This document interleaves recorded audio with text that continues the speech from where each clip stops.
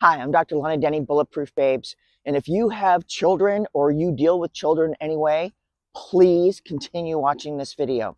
So I'm in Golden Gate Park right now, and those restrooms, a little girl was sexually assaulted last week, and that did not have to happen.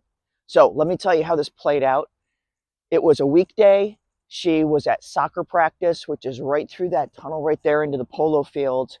And she had to use a restroom, and she ran off and went into the women's restroom here and was sexually assaulted.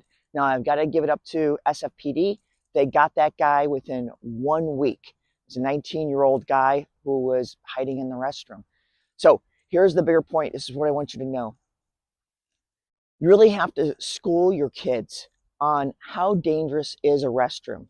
And in your own mind, think about it, from 0 being your home restroom completely safe to 10 being a very public and totally isolated restroom.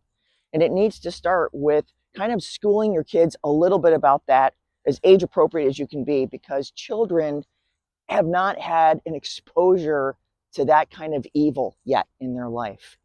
And I had heard that there was a protocol for children going in a group to the restroom, but for some reason, this girl probably just slipped out. She had to go really quick. She didn't want to make a big fuss or have a bunch of kids come with her, and it turned out very badly for her. And I don't want that to be one of your kids.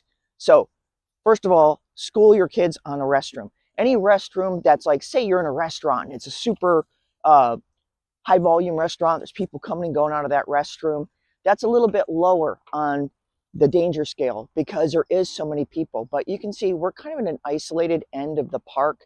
This doesn't have a lot of people at it on a weekday. This happened around 5 o'clock in the afternoon, and that's how this crime was enabled. The other thing is, if you are with a school group or a church group, something of that nature, really there should be a protocol for kids using that bathroom. Like an adult goes with them to stand guard, or kids go in a group, right? Predators cannot control, 3, 4 kids at one time. Something of this nature. But it starts with your recognition of how dangerous is that restroom. What's the potential for catastrophe, like what happened with this little girl? I hope that helps, and I'll see you soon.